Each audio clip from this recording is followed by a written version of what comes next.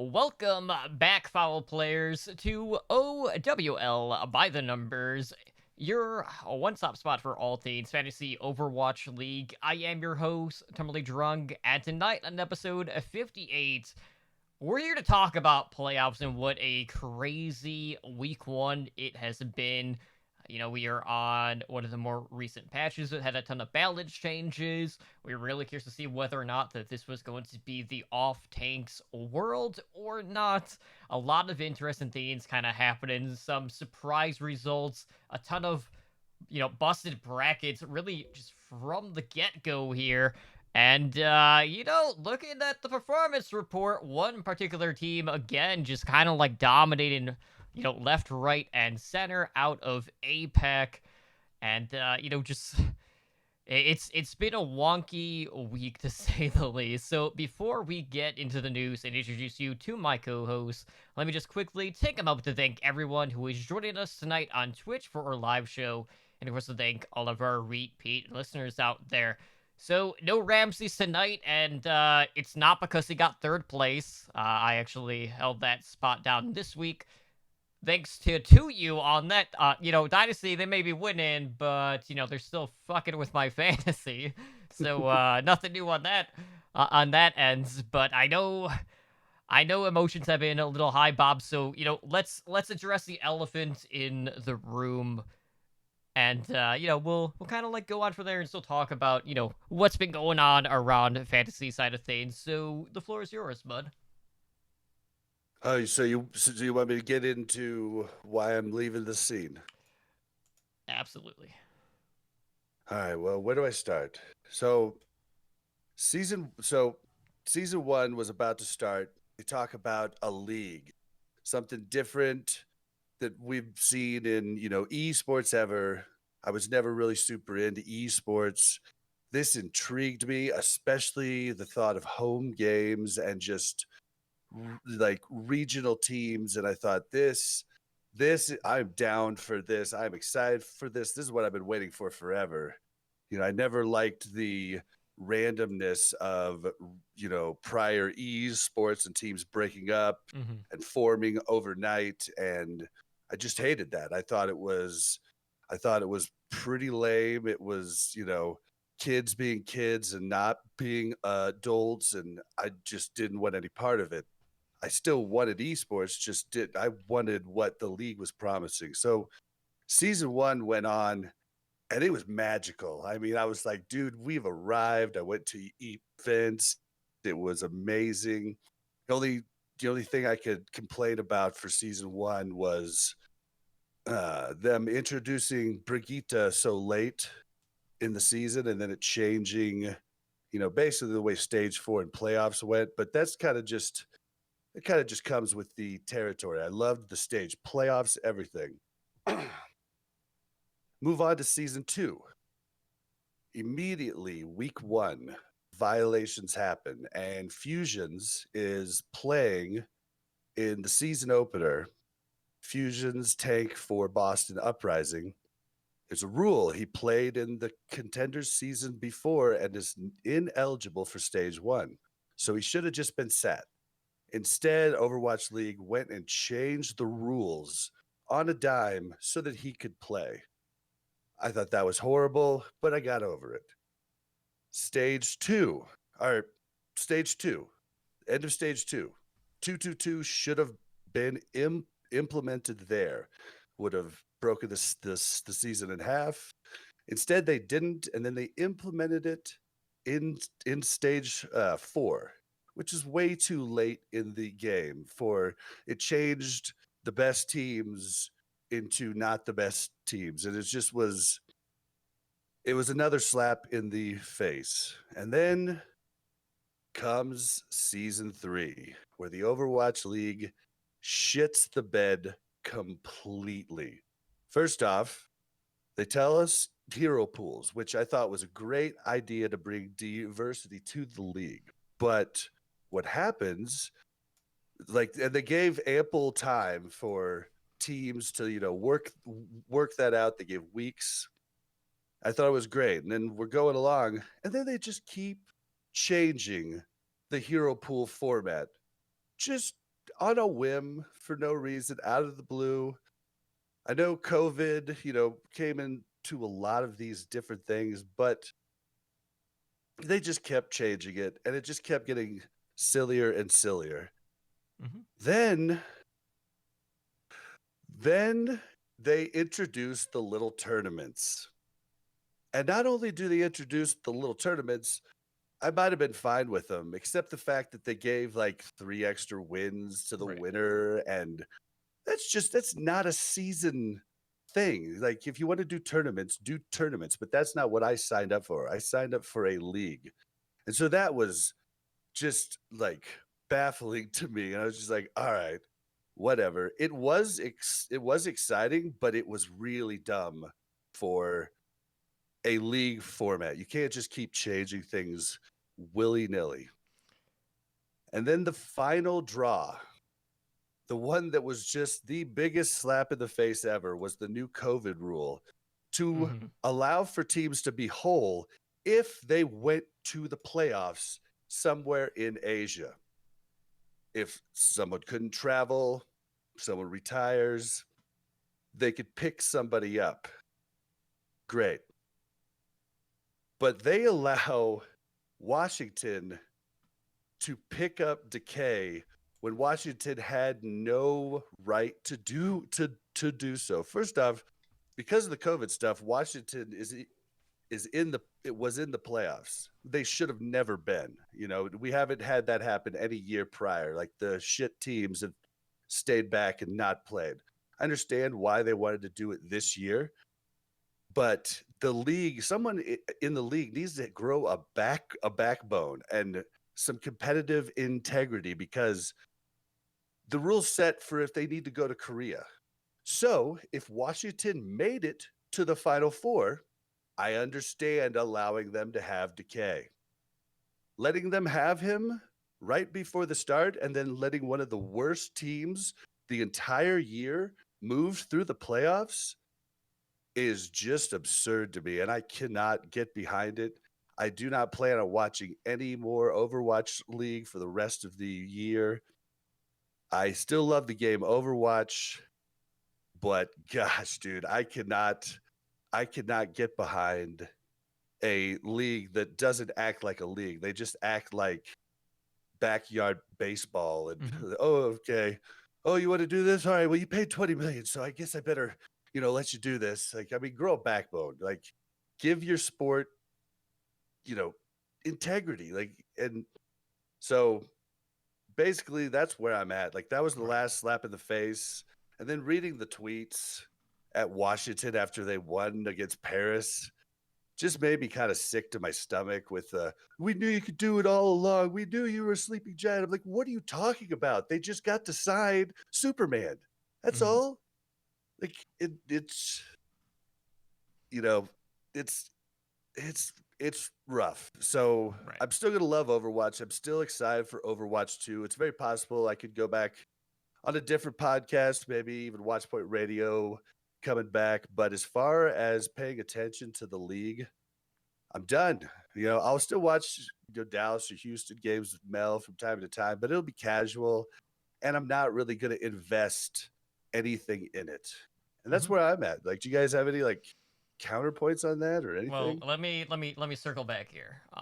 I know like we've seen a ton of format changes, and even going back to the implementation of Rollock into the Overwatch League, that just wasn't an issue within the league. That was also impacted just the state of the game overall too, because Ed and I were talking about it pretty much on a bi-weekly basis, I would say, because they kept kind of like changing or like tweaking the formula that they had going, because we basically had gone from it being 2-2-2. Then the next week they're like, oh, we're gonna ban like an extra support. Oh, now we're gonna ban an extra tank. Oh no, now it's gonna be all right, we're gonna ban like uh only hit scan DPS, and they just kind of kept rotating it. So I really felt like from the get go, they didn't really have a clear vision in regards to how they actually wanted to put that plan into place. And I feel like the whole process should have just been kind of like streamlined at the Overwatch League level. If you're gonna mess around with it, um, you know, don't do it as often as they did. And I Mhm. get where you're coming from when it comes to like the league aspect and bringing for these monthly tournaments that they had going on. But you also have to remember, Bob, look at Call of Duty League. That is also a league which is entirely tournament based, but I understand the viewpoint of it kind of like changing on the fly. Like if that was the direction that they were going to want to go, then implement that stuff towards the start of a season so it brings something different for a season as a whole rather than just kind of sprinkling things in here and there whenever you see fit to kind of like spicing things up a little bit.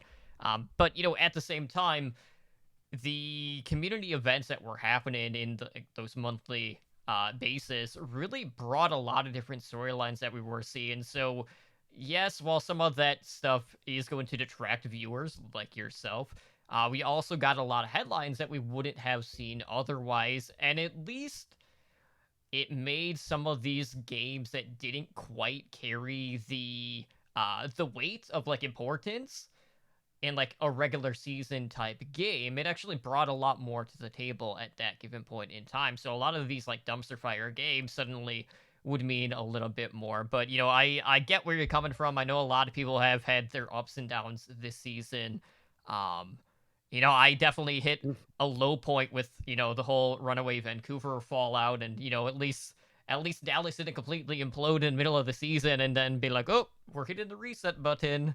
Yep. So there is that, but yeah, I know what you mean, man. It's been a rocky start, and we're just hoping at some point we'll actually get like a fantasy Well, provider, but who knows if that will actually happen.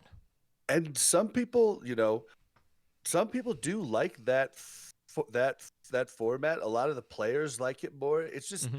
It's not what I signed on for. I could have gotten that from other esports and games that I really liked, and I didn't want that because I don't like it. I don't like the way it works. I don't like the tournament schedule.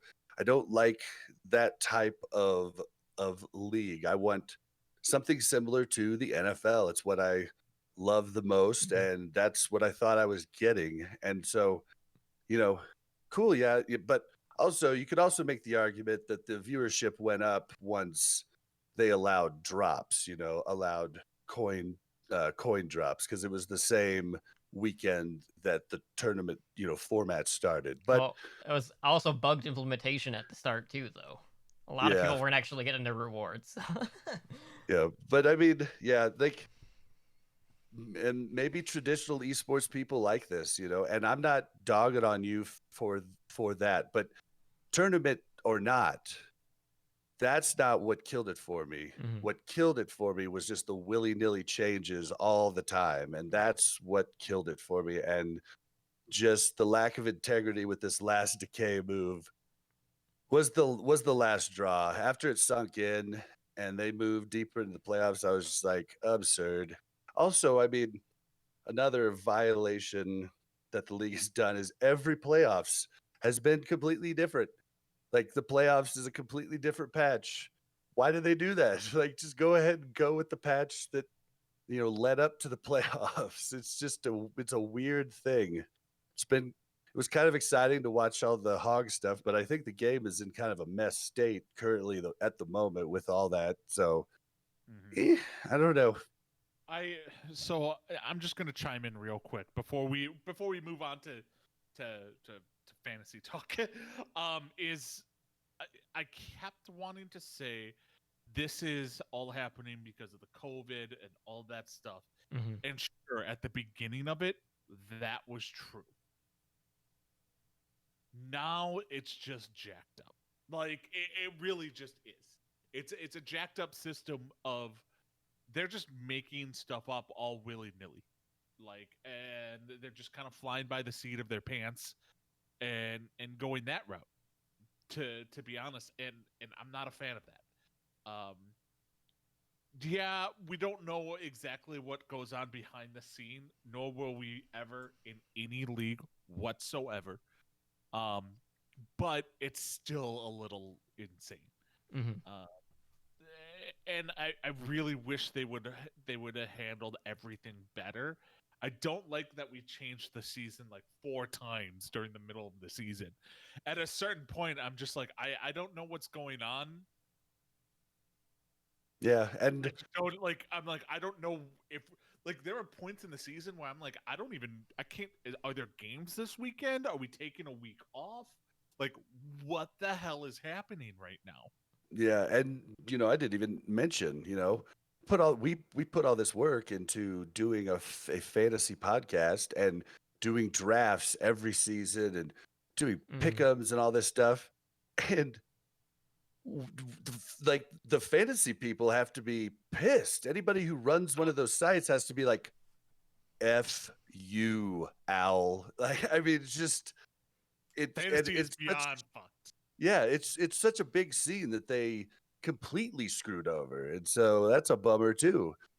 But still, with our love and passion for the game and for Al, we pushed on and kept trying to make something of it. I mean, I think are we the only fantasy podcast that actually kept going? Or is there Yes. still, Yeah. yeah, they were like, okay, this is too much. But we pressed on because of our love and passion for Overwatch and the Overwatch League. And I just can't give them that anymore. Yeah, the good thing is, at least on the fantasy side, the draft royale format really worked on a week to week basis. Now granted, fantasy as a whole this season was kind of tied directly into the implementation of the stats lab and how quickly all of that information was going to get processed. And we did have quite a few weeks kind of like spread throughout the season where there were some hiccups, where stats were getting delayed a day or two, and the stats would typically come out on a Monday afternoon, and we record Tuesday night. Like I know this week even like the stats weren't up until earlier, either this afternoon or this morning, so even that was on a bit of a delay. But we still managed to persevere through all of that. But in regards to like the playoff patch, I honestly don't have an issue with that, because from the get-go they basically said, okay, when we have a new patch on live servers, we're gonna look to deploy that to the Overwatch League in that like 2-week window. So regardless, that patch that was currently on live was still going to be played within the Overwatch League. It just happened to line up with the playoffs in this case. Yeah, true. And that's something we did ask for in season 1. Right. You're right. But it is interesting though, like every season it's kind of been like towards that very last sprint, And of it the season. changes it. Mhm. It changed. It's like a big patch change. Like sometimes the patch changes don't change much, but that Right. changes a ton. Like, and it might just be accidental, but it's frustrating. So yeah, needless to say, week 1 saw a lot of experimentation going on across the board, whether it was APAC or NA. We did get to see a little bit of the double off tank meta. We got to see a little bit of hit scan. We got to see quite a bit of somber dive actually. Yeah. We even got to see NA trying to run Pharah into double hit scan to Legit the worst thing about not good results. Unbelievable. Unbelievable. I was surprised about the somber dive and how popular that was. Like, if you were to come up to me in this hog meta and be like, you know what's going to be popular? Winston Diva Sombra. Like, what now? Like, I was you surprised say that what? I was super surprised that Ramses was right and Houston brought Blase out on the hog. I swore it would have been better synergy just to keep hydration and let hydration be on the hog so they could switch to a shield comp if they needed to. Yeah. It was just weird. Yeah, no, that was weird. I mean, obviously they maybe should have, because they got knocked out in the first round by Yep. Boston, Boston's 3rd win of the season. right? Well, actually, they only had 2 wins during the season. One was Houston when Houston was really struggling with Blase on DPS playing the worst McCree in history. But yeah, I don't know. I'm telling you, man. And I can say this now because I don't care about burning bridges with teams. Like Dreamer has no idea what he's talking about. Like I've listened to this guy on Tactical Crouch and just want to pull my hair out at the dumb stuff that he says. Like they had him on, and then the next week they had the general manager for Mayhem on, and it's the tale of two different stories. I mean, Mhm. the general manager of the Mayhem is a bright, smart dude saying smart things, and Dreamer is just talking out of his ass most of the time. Like you need to clean house, and I don't know if Harsha's been good or bad in this scene, but boy, he hasn't talked very much and hasn't really said anything. And I don't know, man. It's been a rough year for Houston. Yeah, Yeah. the whole oh well we did good in scrims talk. Oh come Oh on, my dude. gosh. Scrimbucks, Right. dude, have you not learned? Get the scrim bucks on my goddamn face. Like, seriously, stop it. I don't want to hear it. Your team suck. And you know what? And I know DB is gonna argue with me on this. It's the coaches need to go, and He's like he 90% of the players need to go. 120% he's not gonna argue with you. He argued with me on the players. He said the coaches are the ones that need to go, not Okay. the players. I And I'm mean, like, no. yeah, That's the thing. there's many. I mean, Dante. Just build a team around Dante, man. Dante, I would keep. Jexay, but Jexay Maybe, just doesn't. I maybe. mean, if Lucio's in, Jexay, awesome, but like, Yeah. Like Dante, you build or around. Brigitte even. Who even knows anymore? But regardless, we are expecting a ton of turnaround, not just from the Houston Outlaws, but from quite a few teams as well. But let's take a look at some of the top performers from the Overwatch playoffs week 1. I'm seeing a lot of dragons here, Ed. Whole lot of dragons, most of the board actually. So let's go with the damage dealers here. So leading the way, we have Fleta from the Shanghai Dragons at 197.93 points at a cost of 79 in your draft royale. Followed by Boston's Jerry at 167.54 points at a cost of 48. That's still a bargain pick at that price. Definitely. But that's just Boston things, Yeah, it's you can't reliably be like, oh yeah, Jerry's gonna do awesome. Yeah, he's every boom or single bust. Week. Yeah, so And then that would be followed by the Dragons DPS Lip at 160 at a cost of 81. So Dragons really kind of like holding it down there. Fleta across the board has been pretty solid this season. Really, I mean, the Dragons as a whole have just been dominant. And looking at the supports, just looking at these score lines for the top two are just so absurd when you compare them to the top three at literally every other position. So, Ed, why don't you take the support ones here? so the support shocker Izzyaki from the Shanghai Dragons comes in at number 1. Number 2 is Gangman Style. Gangnam from Florida with 231.75. I actually got him this week. And that's what launched me into first place. And then you have a severe drop off into Lastro from the Valiant with 192.34. So we saw a return of the flex support domination, one might say. And Izzyaki and Gangnam definitely paid the price. And like you were paying 76 for Izzyaki 65. Obviously Izzyaki is the bargain one here, but both 76 for a support right now is actually budget. Like let's be real. 76 is a budget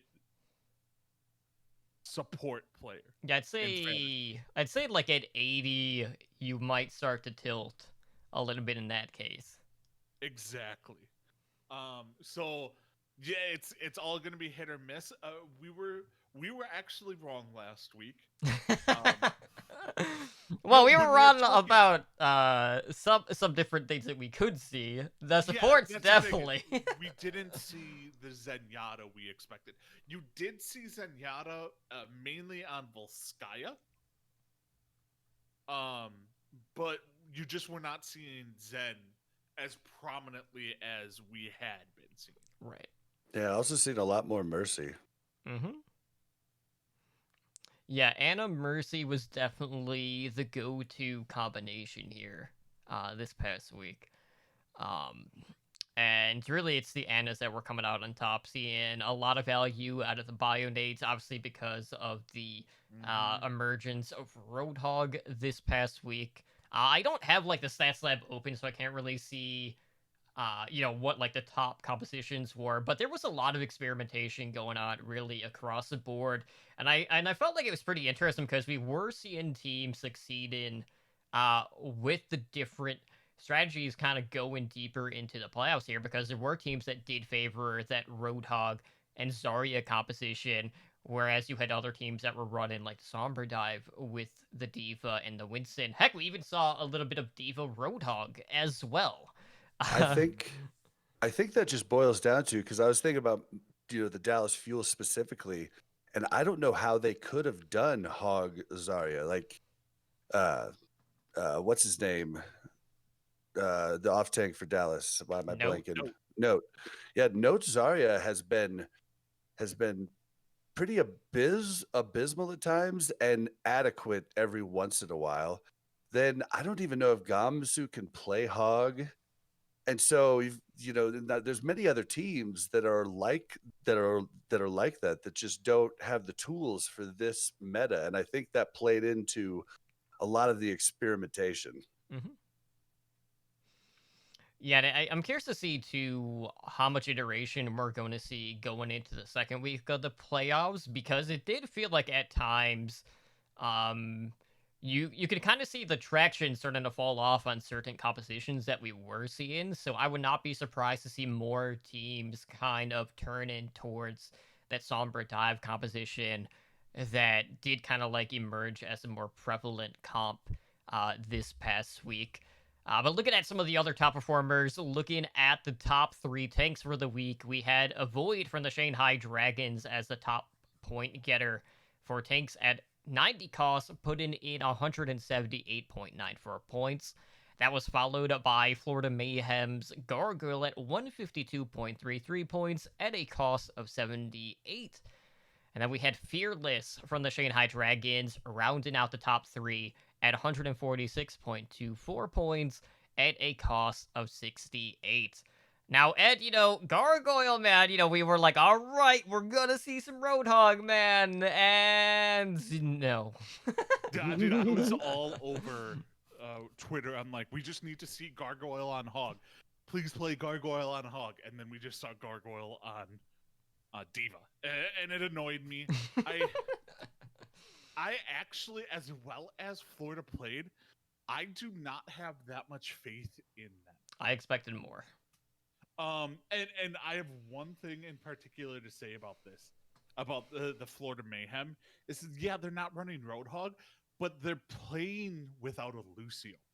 And when you're going up against a Sombra Dive meta, you need to have a Lucio. Because you're not going to survive an EMP even remotely without it. Like, remotely are you going to be able to out-heal an EMP without a sound barrier. And it worked for them. They were able to pull it off. Mm-hmm. But I don't think that unless they switch over to Lucio full time, I don't think they're going to be able to do it. Yeah, I definitely expect a lot more from them going into week 1. But, week 1 had quite a few upsets as well. But, I feel like rather than talking about all of the teams that got eliminated, let's see who's still in it. So at this point, entering week 2, we have reached the upper finals for both regions. On the NA side, you have the top-seeded Philadelphia Fusion going up against the San Francisco Shock. Then over in Asia, or APAC, depending on what you want to use, you have the top seed Shanghai Dragons going up against the Seoul Dynasty? What is going on? Dude, we've always said Seoul is a wild card. Like, I mean, some day, like, it just depends. Like, they're either on or they're off, and maybe this is the meta for them. I mean, all that had to they had to beat one team. Like, and that's the thing. Like, this isn't like some, oh my god, they're making it. They beat the Charge. That was it. That's all they've done. They swept the Charge. They swept the Charge, and if I remember correctly, didn't they run a pretty wonky composition? They, like, well, I would say different.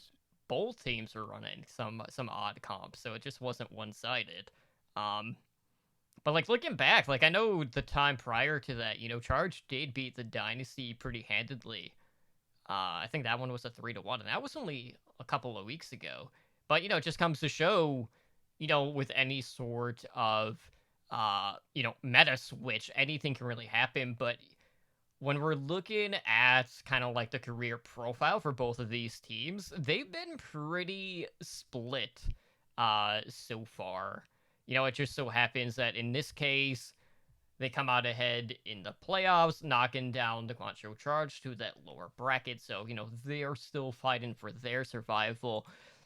But, we talk about bracket busters, and, well, sure, like, the Dynasty in this case were, like, probably not the first team to kind of, like, break a lot of the brackets out there. I can't imagine too many people had the Charge getting knocked down, like, in that quarterfinals to the lower bracket here against the Dynasty, knowing how inconsistent that team had been. Granted, kind of like going into the playoffs, the Dynasty did start to go on a little bit of a win streak, but then, you have this new patch coming out. Everyone is throwing out all these different looks, and then here we are. We have an unexpected upper final, and the one that everyone expected to see, at least on the NA side, more than likely. And it's been interesting to see like the ELO ratings that they've been posting, over on Twitter from Captain Planet to see like what the likelihood of teams actually like making deep runs into the playoffs are, and like what the percentage chance of winning the grand finals are, and how that's kind of like evolved over time as we get deeper into this tournament. Because right now the Fusion, according to the infographic, are like, I want to say it was like a 31% favorite to win the grand finals. And then I can't remember like what order it went, but I think the Dynasty were actually third on that list, even above like a team like the Shock. So I honestly don't know what to believe right now. But, as a Dynasty fan, I was like, all right, how many times have we dubbed like the extra chances at the playoffs as like the Dynasty like opportunity, and yet here we are, season 3. Maybe it can happen, but like I do not have 100% confidence that they'll actually be able to do it and live up to that namesake. But I'm going to enjoy the moment while I can, and I'm just going to hope for the best. And I'm not going to start 2U this week because that completely burned me this week. And, I got third place in Draft Royale because of it. Yeah, I mean, Philadelphia could probably find a way to drop the ball, but I definitely think they have a chance. I don't know. Shock, we like every time I try to count them out, like they somehow come through. I think that's good coaching and good game planning. So, it'll be interesting to see which one actually comes out on top. Yeah. Oh, go ahead. I was just gonna say the Fusion definitely I could see dropping the ball here, like 100%, just being like, yeah,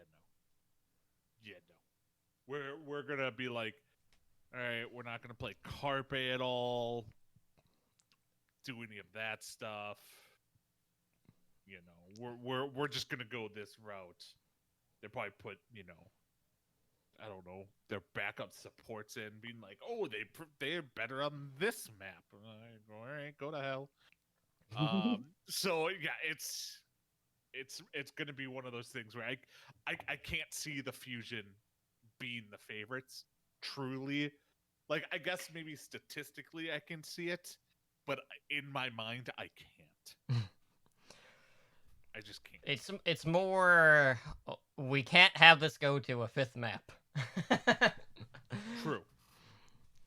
But I will say, like, looking back at week 1, there was kind of like that storybook moment where the Shock, like a year to the date, kind of like suppressed that memory of getting knocked down to the lower bracket by losing to, the Atlanta Reign this past season, when they would just go on to like 3-0 literally everyone on the road to the OWL championship. So, this season that did not happen.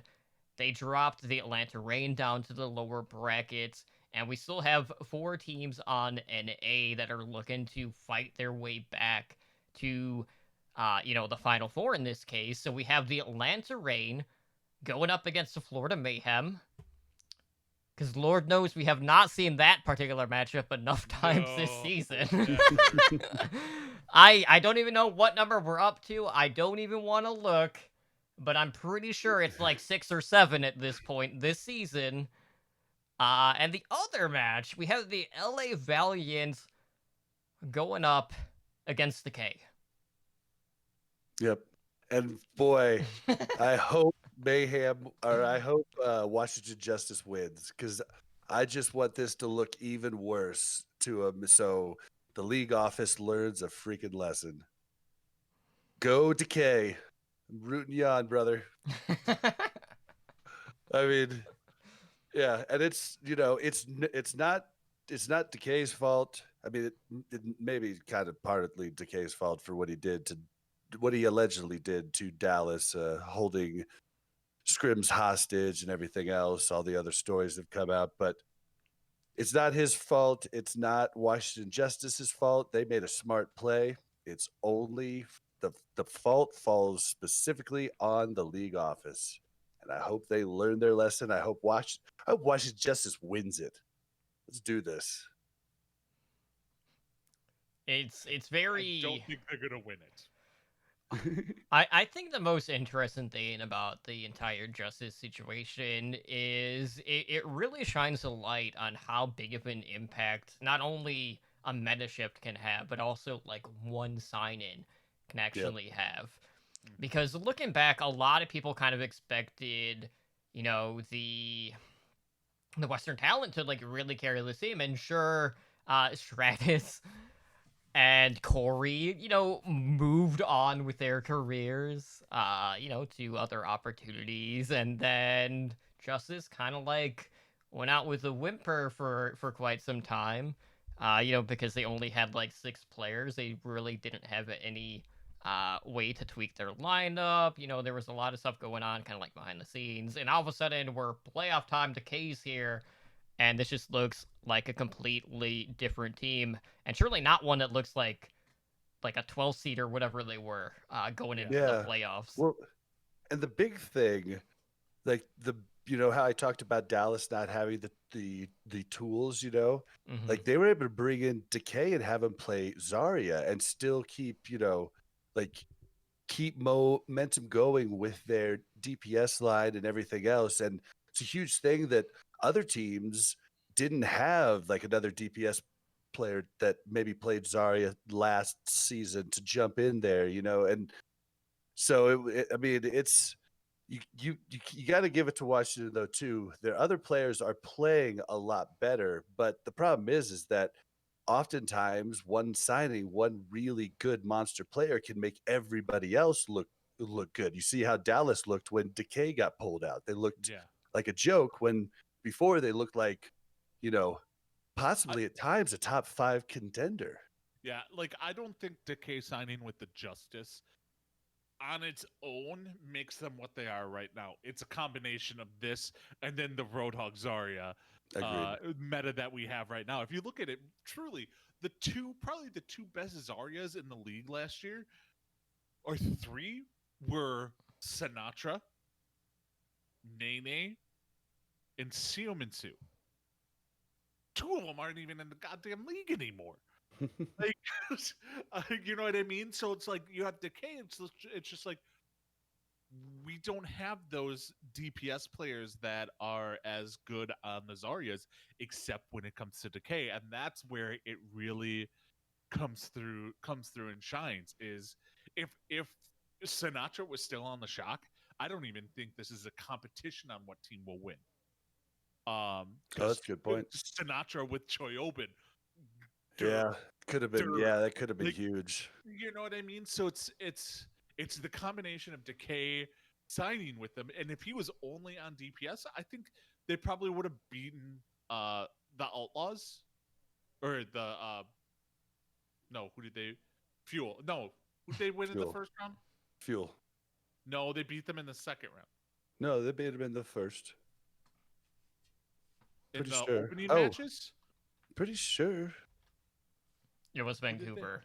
Wasn't Vancouver. it? All right. Oh, you're right. Yeah, Okay. so they would have beaten Vancouver, but they probably wouldn't have beat the Fuel in the next round. In my mind, if Decay was just on DPS and they had their normal tank line in there, if it was a normal tank setup. But because Decay Or it was would on have the been at team- least a closer game. Exactly. So it was just a combination. It's kind of like when, the Fuel put Mickey on Baguette the first time, and they're the only ones doing it. It was a combination of Mickey had been playing in Baguette, and nobody else was really doing it, and it just worked for them in that moment, and they were dominating. Yeah, and Um, he picked up on the character really fast. Like Yeah, the so character spoke to him. I think it was just a combo of things. I don't think the Justice could beat the Valiant this week. They very well could and move on. I don't think there is anything in the writing that they're gonna ever beat the Shock or the Fusion. Well, I in hope my they opinion. do. I think my favorite moment though, looking back at this past weekend's game, revolving around the Justice, were just seeing the amount of tools they were feeding directly into Tuba's Pharah. Because I remember at one point they were on Lijiang Tower on Night Market, and you see Tuba coming in with the barrage, and he has the nano boost, he has a mercy pocket, he has the Zarya bubble, and I'm just like, anything to survive those 2.5 seconds that this is going on. And, sure enough, he got some picks. He didn't die in the process, but, I just love seeing how just all in they were in that regard, because Decay is like really the distraction, but like Tuba's getting a ton of the cleanup and just kind of being like an unsung hero in this case. So They were one of the few teams to pull off Pharah. yes. Tuba on Pharah was like, I forgot what map it was. Was it Lijiang? In the inner, and the one inside the building. He just like 1v'd forward the team as Pharah and won the match. I'm just like, yep, nope, that just happened. Yeah, sometimes it just be like that. So looking at the other match that we have in the lower bracket, this is going over to APAC. We have the Guangzhou Charge going up against the New York Excelsior. This has been kind of like a slugfest between these two teams this season. It's been really a coin toss, pretty 50-50 across the board here. Who are you guys favoring in this one? Because we've seen it go either way. Guangzhou didn't really look that good against Seoul. Excelsior, kind of fallen into hard times because, it's playoffs. There's still...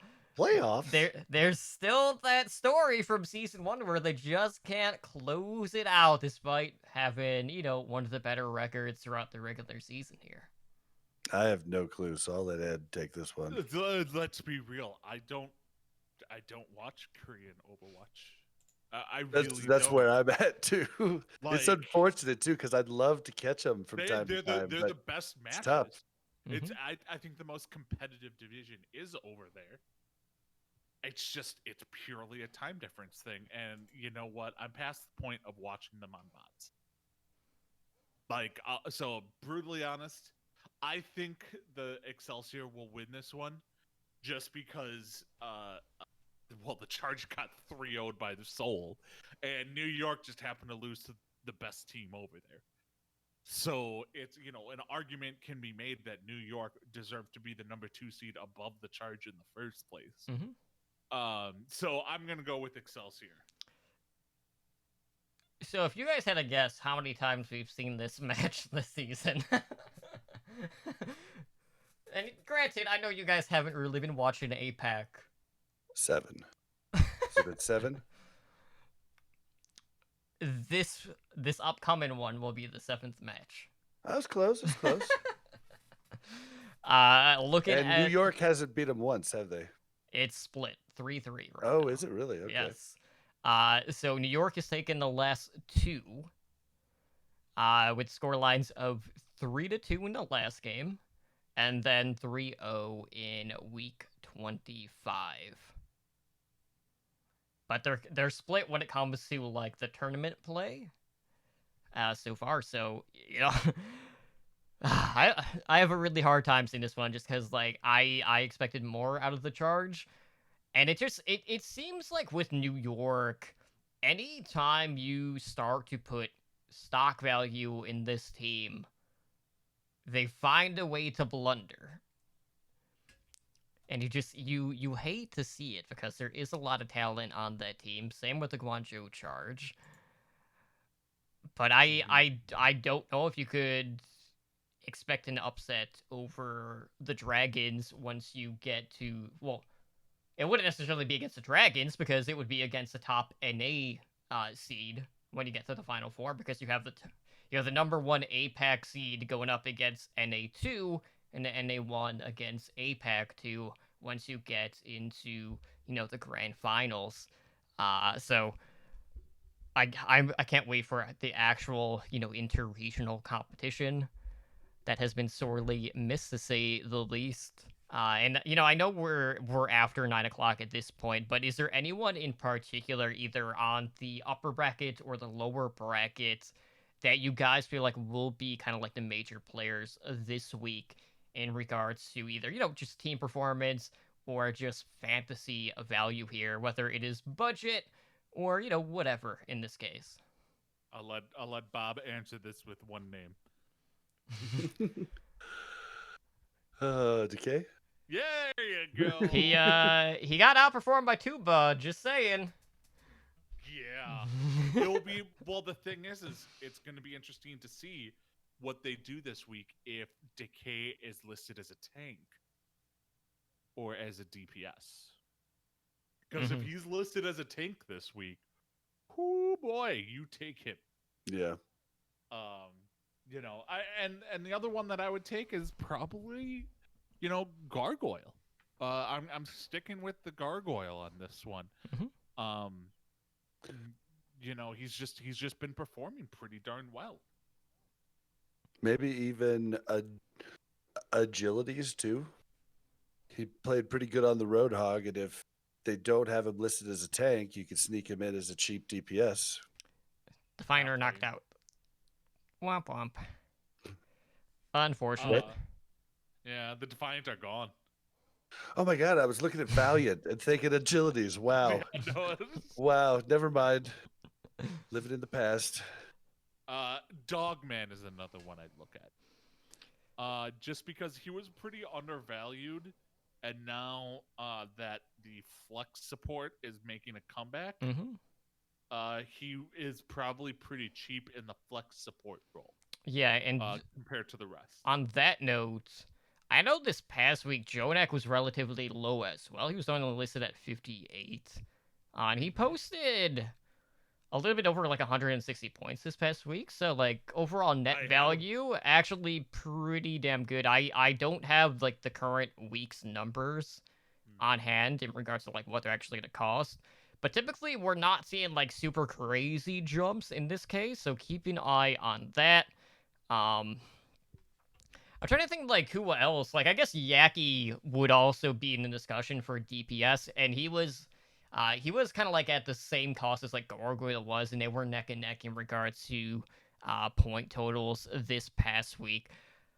But, like, it's hard to say, like, do you put stock value in the shot at having those extra matches over people that have typically performed better over the course of the season? That's really the discussion at this point, because you kind of know what to expect from the Fusion players and the Shock players, and heck, even the Dragons players. I'm not going to throw the Dynasty into this discussion because, well, Dynasty just do their thing, and I'm still trying to figure out what the hell that even is at this point, because it's definitely not what everyone else is doing. This is true. But, Shanghai rocked more than half of the top performers this past week. And I would not put it past them to do it again, because we have seen them do it in the past, and we've seen them do it when all the marbles are in at this point. So, at this point, the fantasy value and just stock value across the board for the Dragons is kind of like at the peak right now. Yeah. Yeah, it's the you're safe to pick any of the starting Dragons. To be real, like you're safe doing that, and you're safe to start any of the Justice players, and that's across the board in my mind, because you have two tank positions that are high number outputs with Roadhog and with Zarya. And then the DPS still performed well. And then you have Arc and Aim God, who are probably pretty cheap, that are also putting out numbers.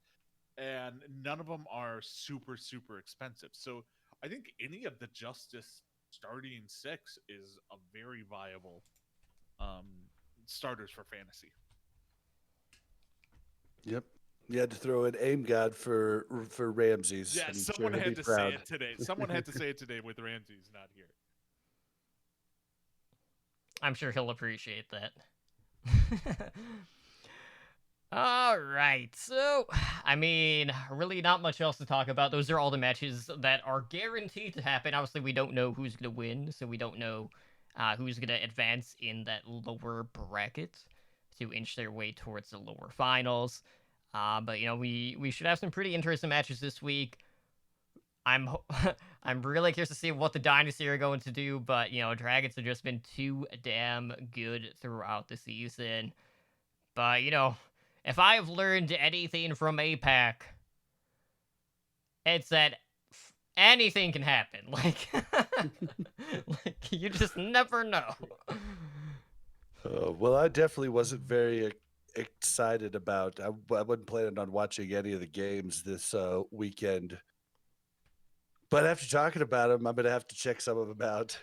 I feel like in the long run, obviously, Fusion Shock is match probably your best bet. Yeah, it's gonna be the best game of the week. And we can sorry, it might not be the best game of the week, but it's gonna be probably the most skillful game of the week. There might be closer matches. I would say it would be the most telling match. Yeah, of the week. one that's going to determine the most. The most. But if Shanghai Dragons loses to Seoul, that'll be interesting. Finally, Seoul can win a game. Hey, they've won games. It's just they haven't won championships. There's minor difference between the two in this case. Championship. Oh, I can't do it. Championship. It just keeps cracking when I try to do it. It was a valiant effort, Bob. Oh, man. And we'll see whether or not the Valiant can pull their way out of the lower bracket up against the K and the other misfits over on the Justice in this case. But, that's all the matches that we got this week. Obviously, tune in.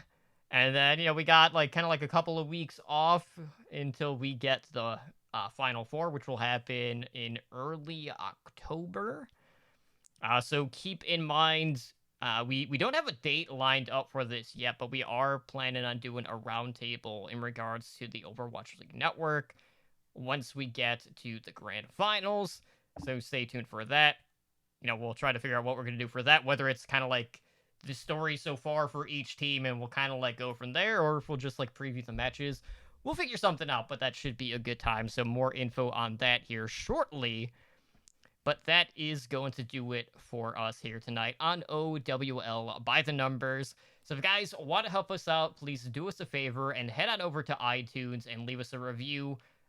Just keep in mind, we only have realistically 1 or 2 more episodes probably this season.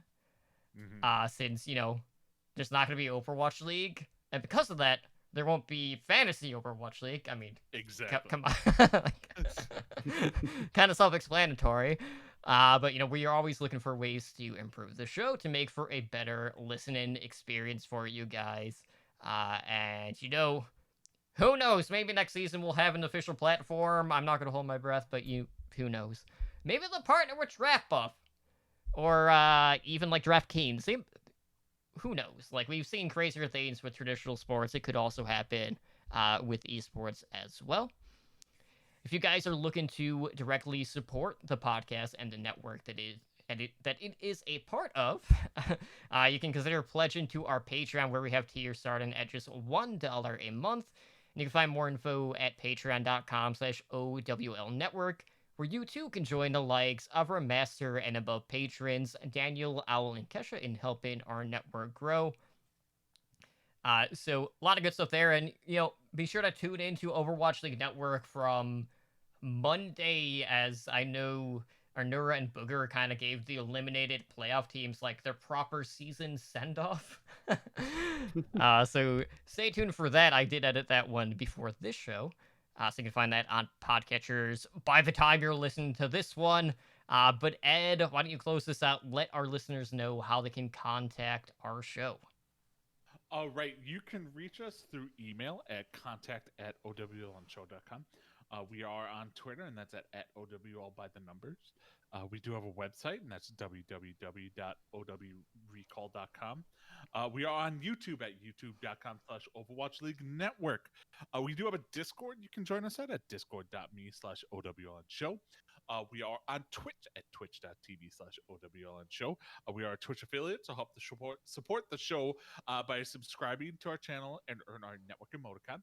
Our podcast network does stream pretty regularly. On Mondays at 6 p.m. Pacific, we have the Overwatch League Network. On Tuesdays at 6 p.m. Pacific, we have this show, OWL by the numbers. On Wednesdays at 5 p.m. Pacific, we have Heroes Never Die, which Tonema and I do. And then on Thursdays at 5 p.m. Pacific, we have our Tavern Tales Hearthstone Battlegrounds podcast. Woot! Which is going to be a lot of fun this week because we're very excited for the changes that came. And we will be over at twitch.tv/TavernTalesHS. You can reach me personally on Twitter, and that's at Ednar83, or on Twitch at twitch.tv/Ednar, where I am streaming a lot of Valorant lately. A lot of Valorant. So, Bob, where can they find you? You can find me on Twitter at Oh my gosh. Wow. I don't think I've messed that one up in a few hundred times. You can find me on Twitter at Blazin_Bob. That's BLAZZIN_BOB. Totem, where can we find you? Well, you can find me over on Twitter at TumblelyDrunk, as well as Twitch at twitch.tv/TumblelyDrunk. And guys, I can't believe you made it through this entire episode. One, Ed, without you fumbling the actual website, it almost took the season, not really the whole season, but towards the end of the season, and we got that right. But you guys also forgot a very important thing, and that's the fact that it's Ramsey's birthday today. Happy birthday to you. So go show I'm gonna have Ramsey some to love. wish him a happy birthday. I had no know clue. it was his birthday. Yeah, I don't even remember my parents' birthdays. It's horrible. But if you That's want why I have Facebook. Facebook tells me when it's their birthday. Yeah, well, I was mean, good at it for a while when I still used Facebook, but I haven't used Facebook for years now. It's the only reason I have it still. I'm just gonna throw this out there, but the only reason I know is because I'm on his Twitter page and I see the balloons. But if you want to wish Ramses a happy birthday, tweet at him at Ramses_OW. and let him know that we did not actually forget his birthday, because that would just look bad on us. We don't want that to happen. Happy National Star Trek Day. And here's your friendly reminder. Star Trek sucks. Live long and prosper. Suck, boy. Nanu, nanu, nanu. Oh, that's not Star Trek. That's not Star Trek. No. And But no, I was not alive when that show was on. But that's better writing than Star Trek. Oh gosh. All right, Come well, at me, Trekkies, you bastards. yep. Bob, I again, thanks again for, coming on the show and being part of OWL by the numbers. I'm sure like this isn't going to be the last project you and I are going to work on or anything like that. So I'm looking forward to seeing Definitely not. what your next step in content creation is going to end up being. And best of luck again with your Warcraft podcast that you've been kicking ass with for Classic. Thank you. Yeah, I mean, who knows? Like maybe they fire a bunch of people and they bring in, Sergeant Slaughter to run the league office, and he's got a backbone, or she, whoever, but somebody who actually makes the right choices. You never know. I fell in love with the Overwatch League, and you never know. It could be possible to fall in love with it again. I'm still going to pay attention, but definitely not going to put as much time and energy into it anymore Right. So until something changes, maybe. Right on. So just a friendly reminder for our fantasy Overwatch League players out there, matches this week start on Friday. So be sure to set your lineups. The first game is starting at 12 p.m. Pacific time. So still a couple of days to set your lineups, your draft reels, all of that good stuff. And, enjoy a week to the playoffs as we inch that much closer to the grand finals. You guys take care. Have a good night. And, we'll see you back for either the network special or the finale. Whichever one comes first. I don't know myself, so we'll see what happens. See ya. Later, guys.